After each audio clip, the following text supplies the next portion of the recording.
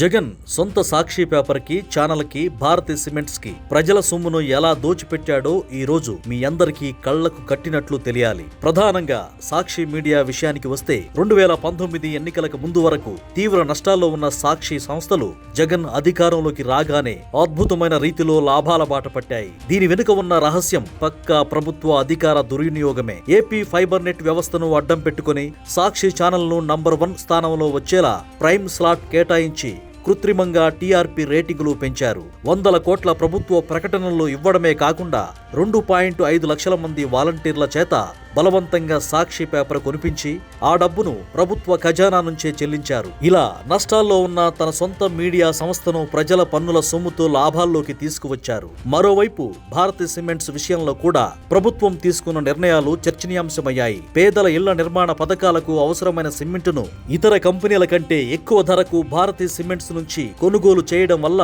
ఆ సంస్థకు 1000 కోట్లకు పైగా అదనపు లబ్ధి చేకూరింది. దీనికి తోడు విలువైన సున్నపురాయి గనులను ఎటువంటి బహిరంగ వేలం లేకుండానే భారతీ సిమెంట్స్ సంస్థకు 50 ఏళ్ల పాటు లీజుకు ఇస్తూ నిర్ణయాలు తీసుకోవడం రాష్ట్ర సంపదను ఒకే సంస్థకు కట్టబెట్టడమేనని విమర్శలు వచ్చాయి. ఈ అక్రమాలన్నింటినీ నారా లోకేష్ అసెంబ్లీలో ఎండగడుతూనే తమ కుటుంబ సంస్థ అయిన హెరిటేజ్ గురించి కీలక వివరణ ఇచ్చారు. హెరిటేజ్ సంస్థ ఏనాడు ఏ రాష్ట్ర ప్రభుత్వంతోనూ వ్యాపార లావాదేవీలు పెట్టుకోలేదని, అది తమ నైతిక విధానమని ఆయన స్పష్టం చేశారు. జగన్ తన విలాసాల కోసం, హెలికాప్టర్ల కోసం ప్రజల సొమ్ము 222 కోట్లు ఖర్చు చేస్తే తాము మాత్రం విలువలకే ప్రాధాన్యత ఇచ్చామని చెప్పారు. అధికారంలో ఉన్నవారు ప్రజల ఆస్తులకు ధర్మకర్తల్లా ఉండాలి తప్ప వాటిని సొంత ఆస్తులుగా మార్చుకోకూడదని, ఈ అక్రమాలపై పూర్తి స్థాయి విచారణ జరిపి ప్రజాధనాన్ని కాపాడతామని ఆయన హామీ ఇచ్చారు.